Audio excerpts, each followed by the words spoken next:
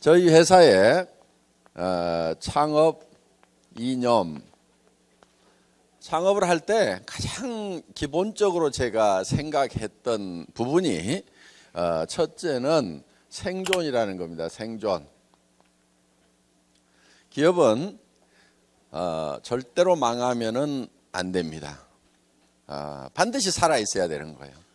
왜냐하면은 제가 한 번 망해봤더니 이 망하는 것 자체가 범죄 이상의 어떤 피해가 발생을 하는 거예요. 그리고 경영자도 실패를 하게 되면은 사실은 범죄자 취급을 받습니다. 그래서 절대로 망하면은 안 되겠다. 그런데 망하지 않으려고 하면은 망하는 이유를 알고 있어야 되고, 그리고 거기에 대한 대비책을 가지고 있어야 된다 하는 거예요. 기업이 망하는 이유는 간단합니다. 비용 때문에 망합니다. 비용이 발생 안 하면은 그냥 문 열어놓고 그냥 계속 가도 돼요. 그런데 이 고정적으로 발생하는 비용 때문에 망하게 된다 하는 거예요. 그래서 이 비용이라는 것이 이제 고정비하고 변동비로 나누게 되는데, 고정비 중에서 예를 들면 가장 큰 게 인건비입니다. 인건비.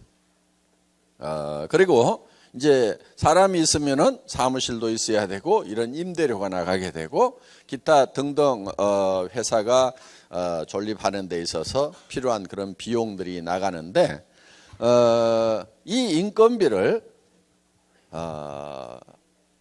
줄일 수 있는 범위 내에서는 완벽하게 줄여야 되겠다.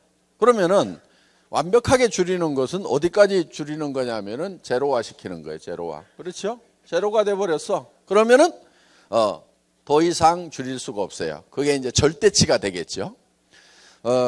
그래서 비용이 발생하는 가장 큰 요인인 사람을 줄이는데, 제로 상태까지, 그러니까 무인 상태까지 줄이겠다 하는 거예요. 그래서 저희 회사에 지향하는 그 경영 방침 중에 하나가 무인 회사를 만들겠다 하는 것이 목표입니다. 그렇게 하려고 하면은 이제 전산화를 해야 된다 하는 거예요. 전산화를 통해서 컴퓨터가 대신 일을 할 수 있도록 함으로 말미암아서 인원을 극소화해야 되겠다 하는 거예요.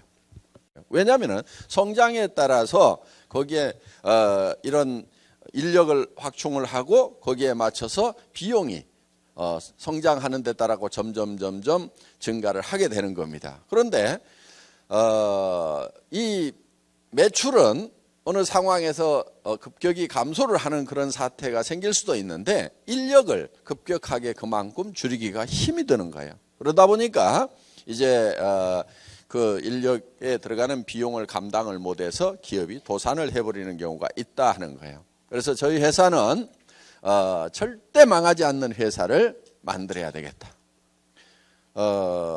저는 뭐 월급쟁이 시절에도 뭐 공장도 짓고 뭐도 하고 다 잘 했어요. 성공적으로 잘 했는데, 제가 이제 제가 기업을 창업을 해서 인터넷 백화점을 차려 가지고 이 일을 하다가 망했어요. 망한 요인은 지금은 이제 인터넷 쇼핑하고 하는 것들이 아주 일반화되어 있지만은 13년 전, 14년 전만 하더라도 그렇게 일반화되지가 않았었습니다. 그래서 시대를 너무 앞서가다 보니까 시대가 나를 못 따라오는 거예요.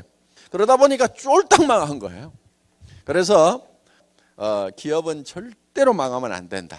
그러니까 망하는 원인이 뭐냐면은 바로 비용 때문에 망한다.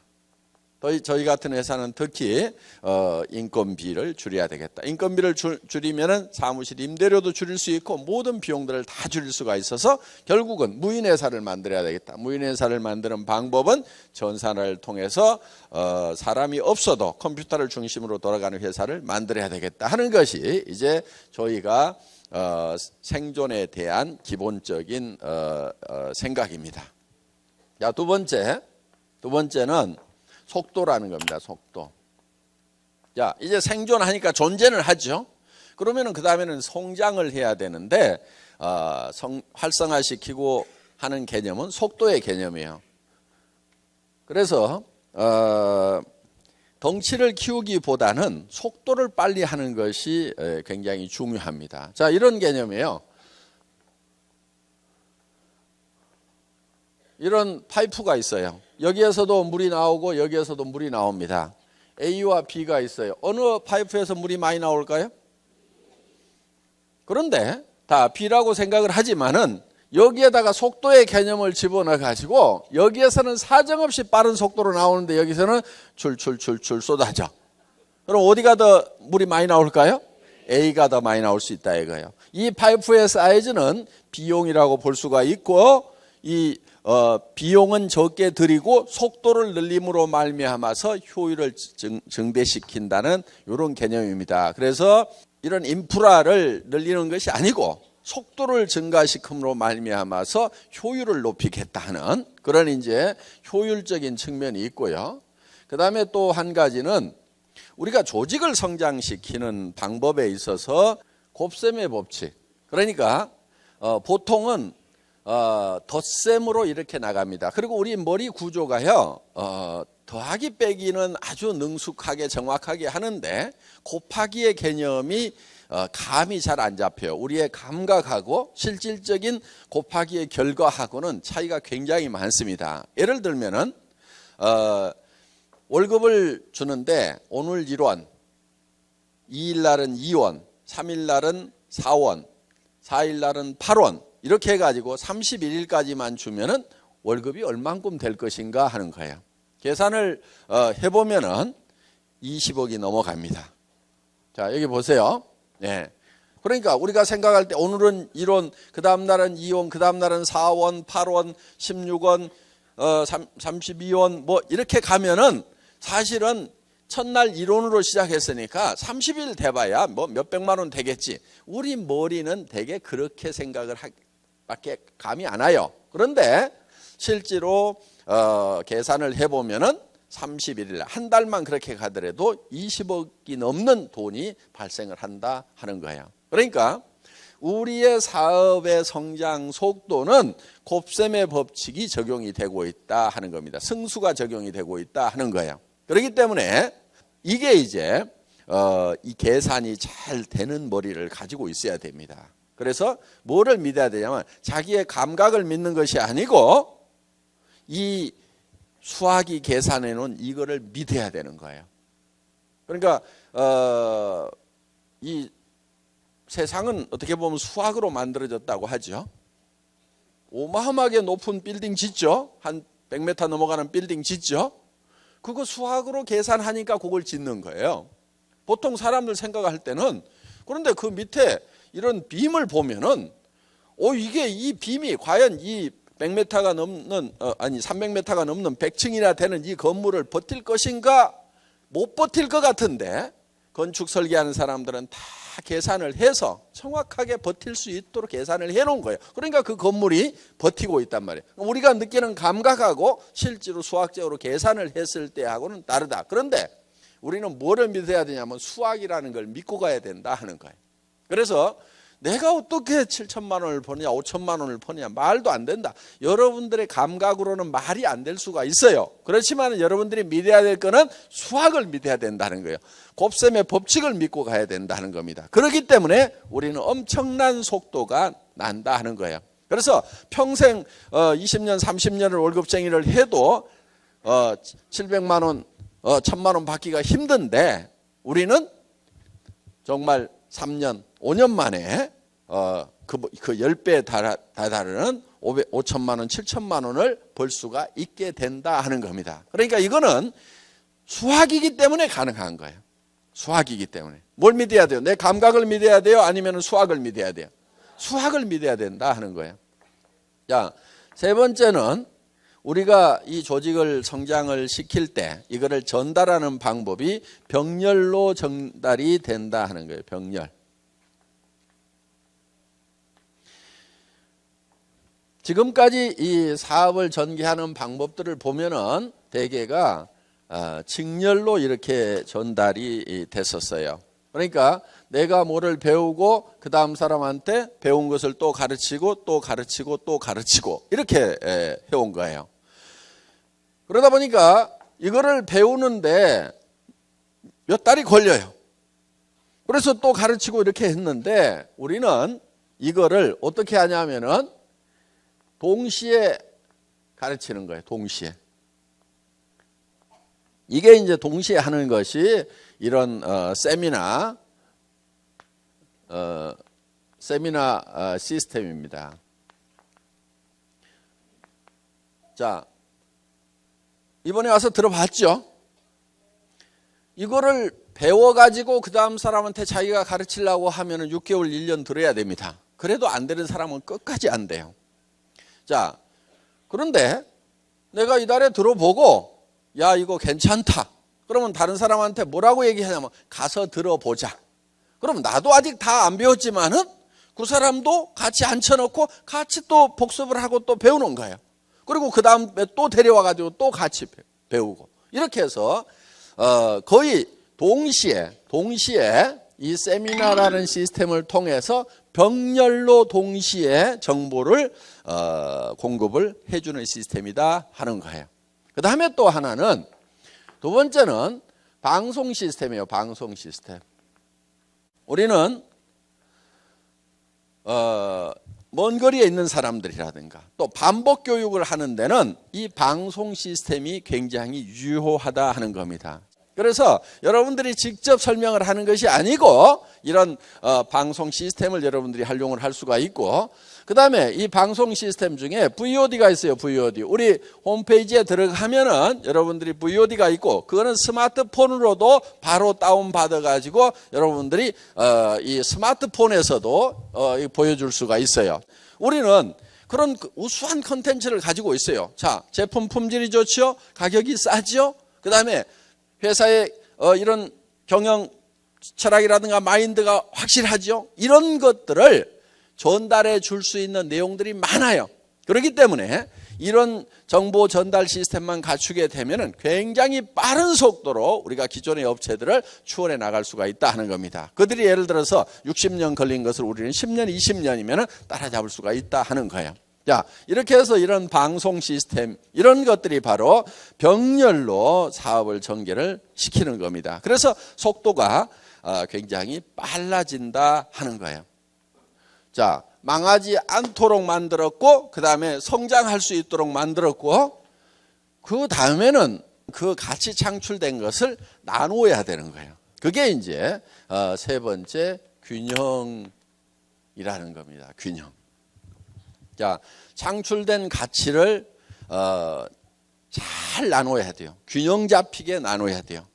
왜 균형 잡히게 나눠야 되냐면은 우리가 가지고 있는 재화라는 것이 항상 유한하기 때문에 한정되어 있기 때문에 유한한 재화를 가장 효율적으로 나누는 것은 균형 잡히게 나눠야 된다 하는 거예요. 이런 개념이에요.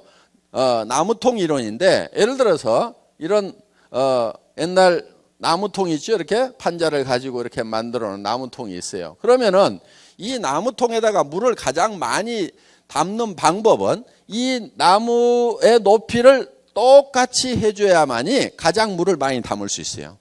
어느 한 판자 하나를 이렇게 높이고 이 판자를 이렇게 낮추면은 이 높은 걸로 물이 담기는 것이 아니고 어디에 담겨요? 제일 낮은 수준으로 이 수준밖에 물이 안 담기게 된다 하는 거예요.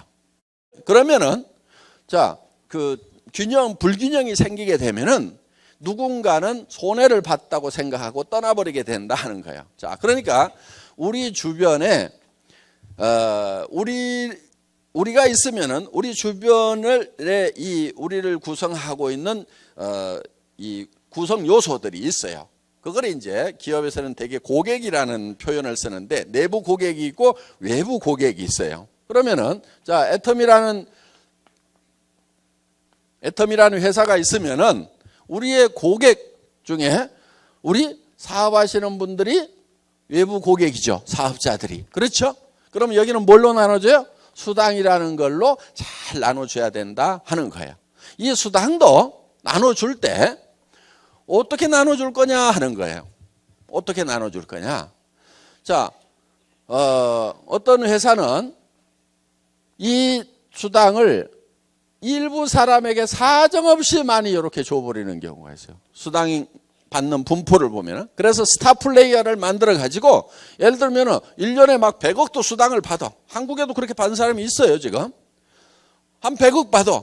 그런데 회사는, 대한민국에서는 35%만 주도록 법 규정이 있어요. 그러면 같은 35%를 가지고 엄청나게 받는 사람이 있다고 하면은 회사가 겉으로 내세워 가지고 띄우기는 좋아요. 우리 회사에 한 달에 10억씩 받는 사람이 있다.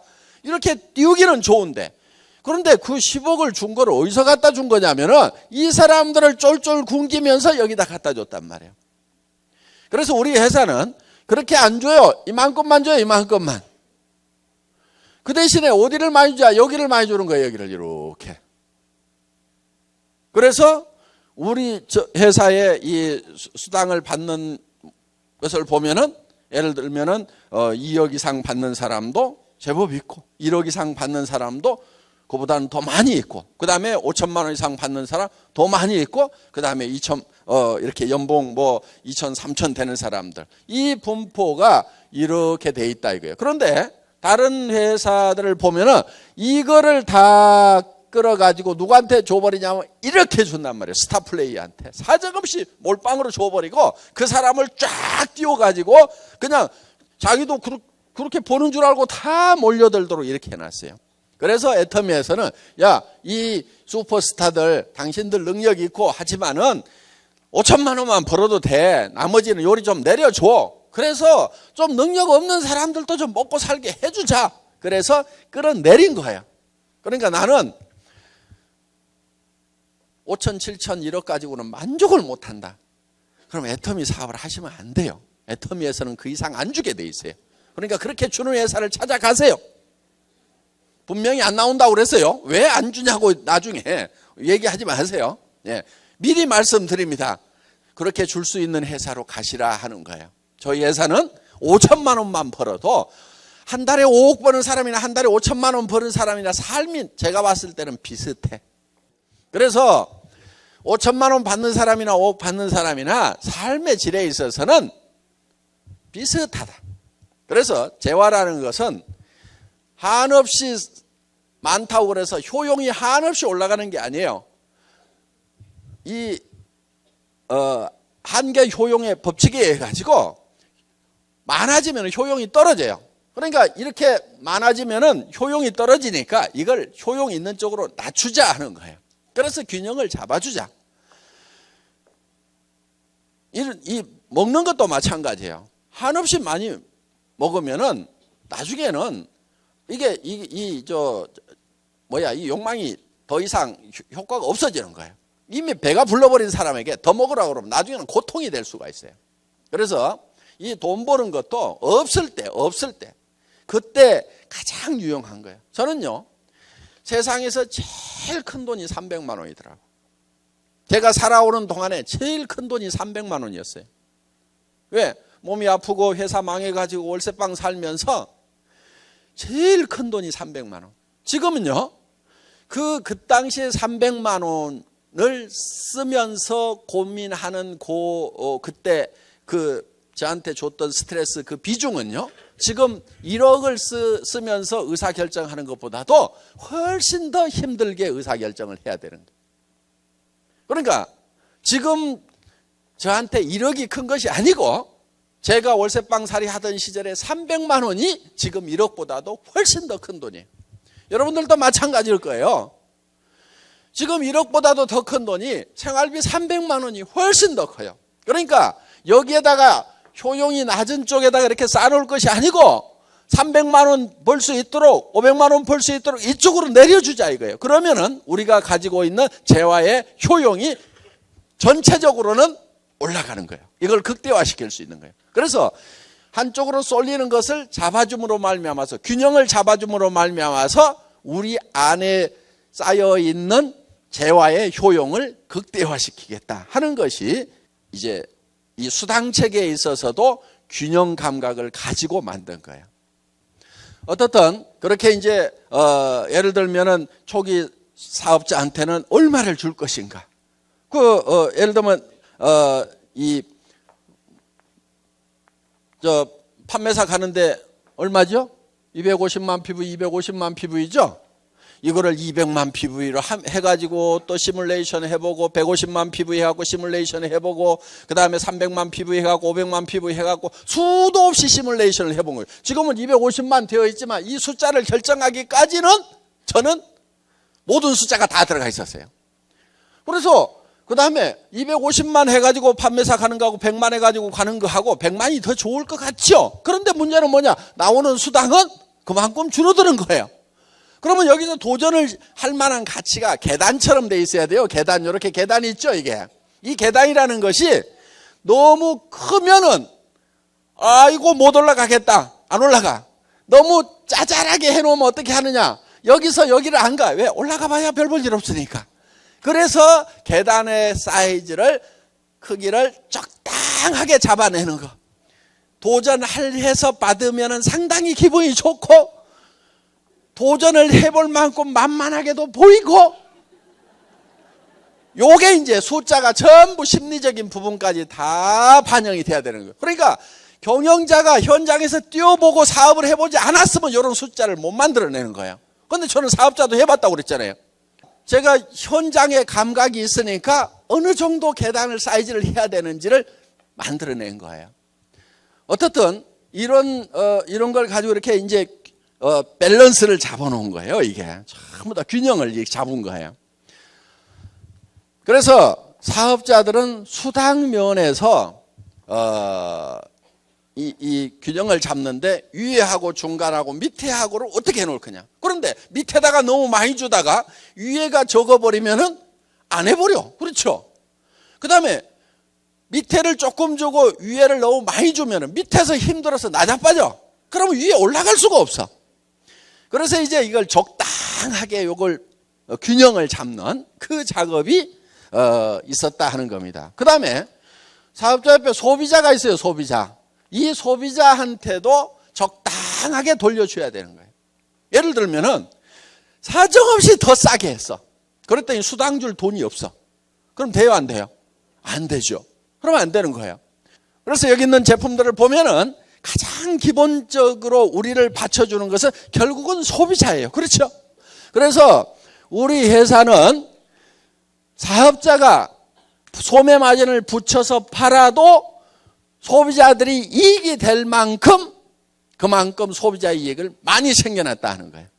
그래서 우리 사업자들이 회원이 130만이 넘어갔다고 하지만은 실질적으로 대부분은 소비자들입니다. 소비자들. 그냥 물건만 쓰기 위해서 등록하고 회원 등록하면 싸게 쓸 수 있거든. 이러니까 등록한 사람들이 70% 80%예요.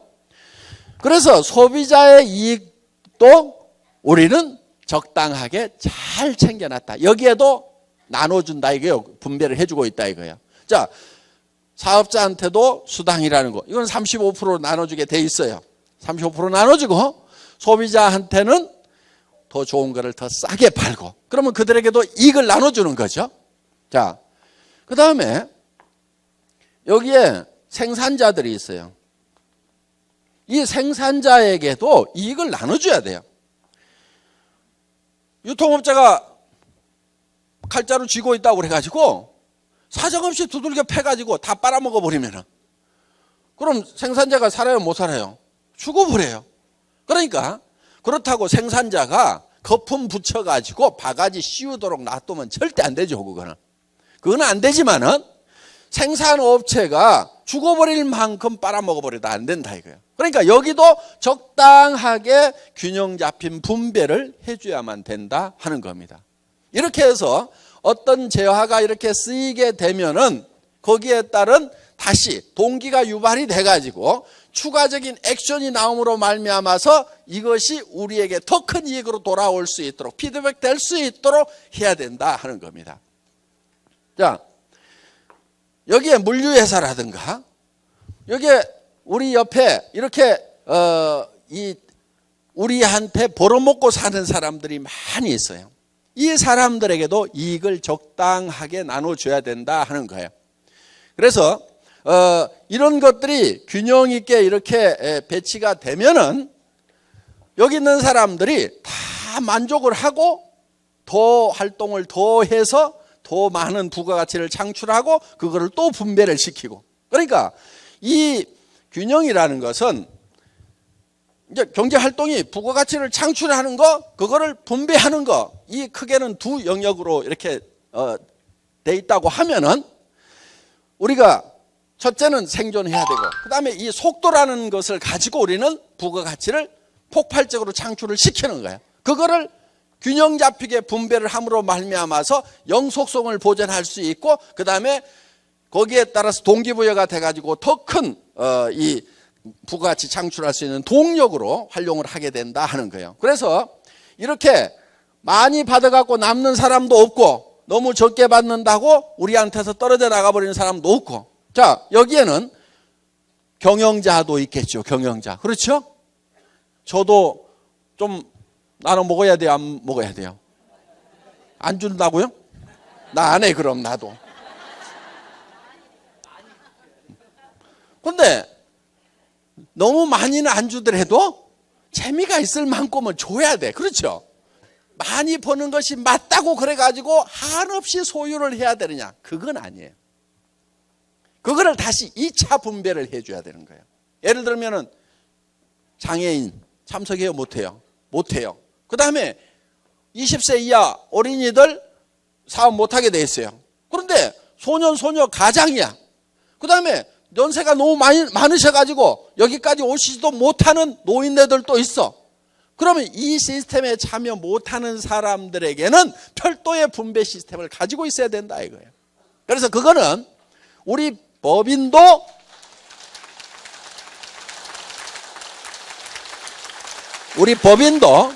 그 시스템에 참여를 할 거고, 저도 개인적으로 보는 것이죠. 그러면 거기에 대해서 또 다시 제2차적인 분배를 할 수 있는 시스템을 갖춰야 된다 이거예요. 그래서 일정한 금액 이상이 되는 부분에 대해서는 그거는 흘러 넘쳐가지고 다른 쪽에 또 분배가, 2차적인 분배가 돼야 된다. 그래서 제일 좋은 분배는 이 우리 애텀이라는 회사의 기업 시스템 안에 들어와 가지고 활동을 하면서 역할을 하면서 여기에서 자기 몫을 분배받아가는 것이 제일 좋아요. 좋고, 그 다음에 할 수 없이 커졌어. 그러면은 거기에 대해서는 2차적인 분배를 해서 주변에 또 안전장치를 마련해 놔야 된다. 애터미 사업하는 사람만 무지무지하게 부자고 못하는 사람들은 쫄쫄 굶고 있고 맨날 다 거지돼 있으면은 그거 살기 좋겠어요? 그래서 그 사람들에게도 뭔가 사회적으로 돌아가는, 이렇게 해서 분배가 잘 되면은 효율이 극대화되는 거예요. 그러면은 이게 전체가 계속해서 발전을 하는 거예요. 근데 이게 언밸런스가 져가지고 어느 놈이 너무 많이 빨아먹어 버린다. 예를 들면 사업자 중에서 사업자가 사정없이 세가지고 많이 빨아가 버리는 경우도 있어요. 가부와 가지고 어떤 식으로 빨아가냐면은 사업자 협의회가 회사에 납품 공급권을 가져. 그거 안 주면 우리 다른 회사로 가겠다. 그러면 경영자가 그걸 주라고 그래. 그러면 수당은 35% 이상 못 주니까 납품하면서 거기서 기업을 하나 차려가지고 여기 통과시키면서 이렇게 해가지고 사업자들이 이익을 남겨먹는 이런 수법들, 내 알아. 어떤 회사가 했는지 안단 말이에요. 이런 거 못하게 하는 거예요. 그러니까 우리 회사는 예를 들면은 그런 거를 요 회장도 할 수가 있어요. 그렇죠? 납품하면서 중간에다 회사 하나 넣어가지고 여기다 이익 떨어뜨리고 이런 거 할 수도 있단 말이에요. 이런 거를 하면은 절대로 안 되는 거예요. 이거를 못하게 하는 거예요. 제 아주 친한 분이 이거를 하겠다는 거예요. 아니 나 혼자 먹겠다는 거냐, 너한테도 좀 나눠줄 테니까 회사 하나 차려가지고 중간에 거쳐가지고 내가 납품을 해주겠다 이거야. 그래가지고는 하겠다는 거예요. 이 친구하고 내 사이 나빠졌어요. 하지 말아라.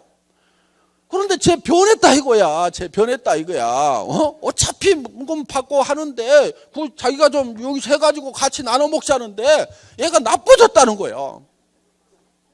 제가 나빠졌어요? 안 나빠진 거예요. 그래서 너하고 사이 안 좋다네요. 안 좋아졌어. 내가 이렇게 얘기했어. 그거 네가 그거 하면은 내 동생들이 가만히 있겠냐? 그렇죠? 삼촌이 가만히 있겠냐? 조카들이 가만히 있겠냐?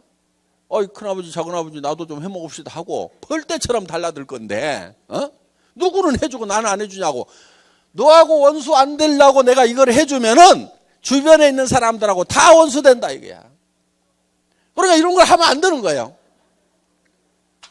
사업자분들도 뭐 아이템 가져가지고 중간에서 마진 남겨 먹으려고 하는 사람들이 있어요.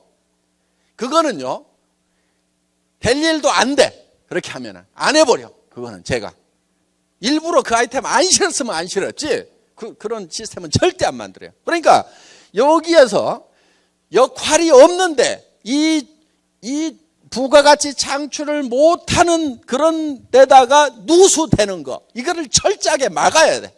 첫째는 막아야 돼. 그 다음에 균형 잡힌 분배를 해줘야 된단 말이에요. 그러니까 여기에서 어떤 역할을 하느냐에 따라 가지고 하는 만큼 그만큼을 적당하게 줘야만이 이 효용이 극대화가 될 수가 있다 하는 거예요. 그런 측면에서 지금 우리는 이제 균형이라는 것을 생각을 하고 경영을 하고 있다 하는 겁니다. 여기까지 하도록 하겠습니다. 수고하셨습니다.